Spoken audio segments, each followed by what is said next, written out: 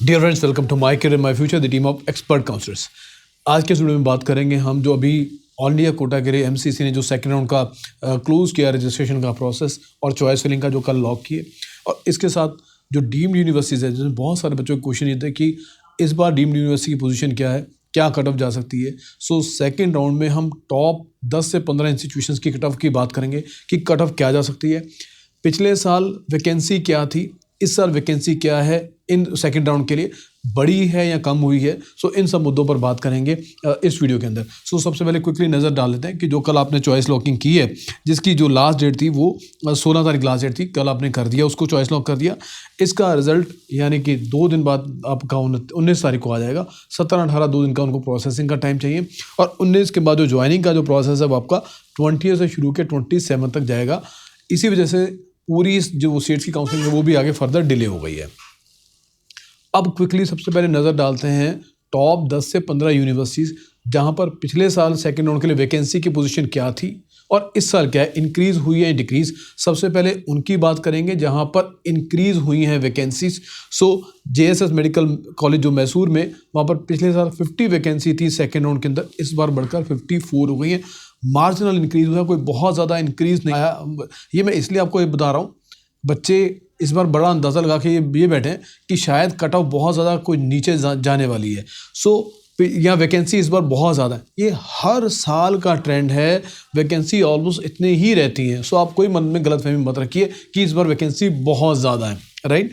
सो एसबीकेएस वडोदरा यहाँ पर इंक्रीज़ हुआ है, पिछली बार 28 थी, इस बार 39 है, तकरीबन 7 के आसपास जो है वैकेंसी ज़्यादा है। जेएलएन मेडिकल कॉलेज जो बेलगांव के अंदर है, 25 थी पिछली बार वैकेंसी, इस बार 41 है। और भुवनेश्वर के अंदर आईएमएस जो पिछली बार 14 थी, इस बार 33 है। और एमजीएम औरंगाबाद जो पिछली बार 10 थी, इस बार 21 है। भारतीय विद्यापीठ पुणे जो पिछली बार 16 थी, इस बार 21 है।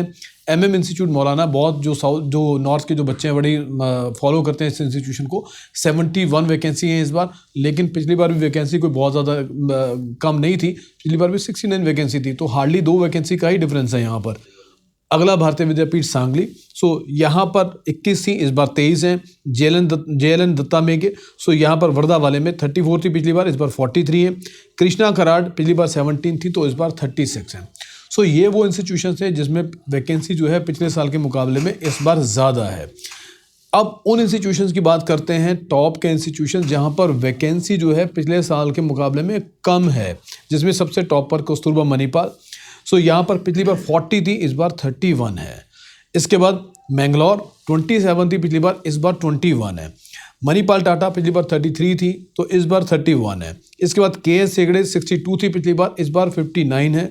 राजा राजेश्वरी पिछली बार 99 वैकेंसी थी और इस बार जो है वो 79 है। सिमिलरली डीवाई कोल्हापुर पिछली बार 14 थी, तो इस बार 11 है। और लास्ट में 2 इंस्टीट्यूशन ऐसे भी जिनमें वैकेंसी में कोई चेंज नहीं आया, सेम वैकेंसी पिछली बार थी, सेम वैकेंसी इस बार भी है। तो 30 थी रूरल के अंदर, जो लोनी में मेडिकल कॉलेज है, और दूसरा कालिंगा के अंदर। सो कालिंगा भुवनेश्वर पिछली बार भी 34 थी, इस बार भी 34 थी।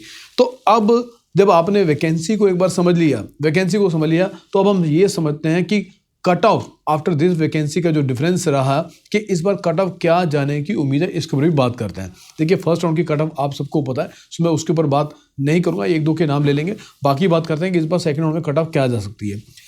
उन कॉलेजेस की बात करते हैं जहां पर वैकेंसी इंक्रीज हुई है। लेकिन बावजूद उसके क्या उनकी कट ऑफ में कोई कमी आएगी? इसके ऊपर नजर मारते हैं। बड़ी इंटरेस्टिंग फिगर्स हैं, बड़े इंटरेस्टिंग एनालिसिस हैं। जेएसएस मैसूर की बात करते हैं, पहले राउंड की कट ऑफ 562 रही थी, इस बार 568 जाने की उम्मीद है। सिमिलरली एसबीकेएस 559 था, तो 583 जाने की उम्मीद है। जेएलएन बेलगांव 549 था, 568 जाने की उम्मीद है। आईएमएस भुवनेश्वर 522 था, तो 536 जाने की उम्मीद है। इन सब में आप राइजिंग ट्रेंड ही आपको नजर आ रहा है। एमजीएम औरंगाबाद 515 था, तो 561 जाने की उम्मीद है। भारतीय विद्यापीठ पुणे 440 था पहले राउंड के अंदर, और 448 जाने की उम्मीद है सेकेंड राउंड के अंदर।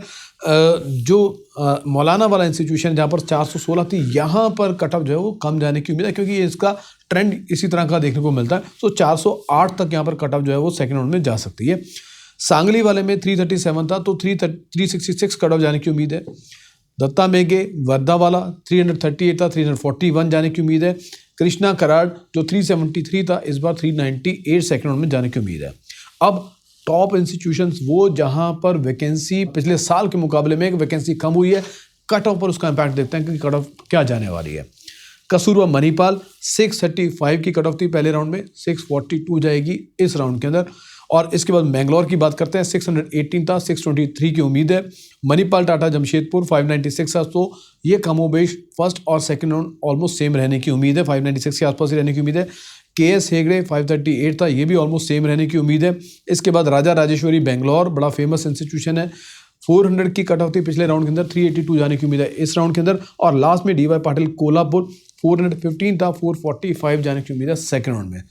लास्ट में वो इंस्टीट्यूशन जहां पर वैकेंसी पिछले साल भी सेम थी और इस साल भी सेम है। सो रूरल यहाँ पर 555 की कट ऑफ थी पिछले राउंड में, इस बार जाने की उम्मीद है 561। और लास्ट में कालिंगा भुवनेश्वर 495 किया था पहले राउंड में और इस बार उम्मीद है 498 सेकंड राउंड में जाएगा।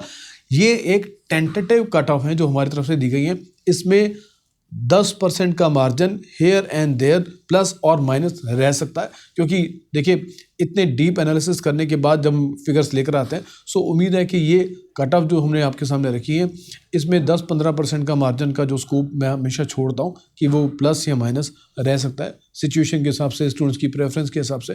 बट इन फिगर्स के हिसाब से आप समझ सकते हैं कि क्या आपको यहाँ पर कॉलेज मिल सकता है कि नहीं मिल सकता। ये मैं फिगर इसलिए शेयर कर रहा हूँ क्योंकि अभी बहुत सारी स्टेट्स के रजिस्ट्रेशन चल रहे हैं। आपको ये देखकर कि कहाँ पर आपको एडमिशन मिल रहा है डीम्ड में कि नहीं मिल रहा है, आप स्टेट्स की प्लानिंग भी अकॉर्डिंगली आप कर पाएँ। सो खाली आप डीम्ड यूनिवर्सिटी पे डिपेंडेंट ना रहें, क्योंकि इसका रिजल्ट 19 को आएगा और कई जगह स्टेट के अंदर जो है 19 तक जो है रजिस्ट्रेशन का प्रोसेस जो है क्लोज हो जाएगा। तो इसी तरह की प्लानिंग को आप सोच समझ के अगले राउंड के लिए आप प्रोसीड करें स्टेट्स के लिए, ताकि आपको सेकेंड राउंड के अंदर सीट मिल जाए। सेकेंड राउंड बहुत इंपॉर्टेंट होता है, उसके बाद सीट कम हो जाती है और कट ऑफ थर्ड राउंड में बहुत बढ़ जाती है। सो ऐसा ना हो जो कॉलेज आपको इस राउंड में मिल सकता है वो अगले राउंड में ना मिले।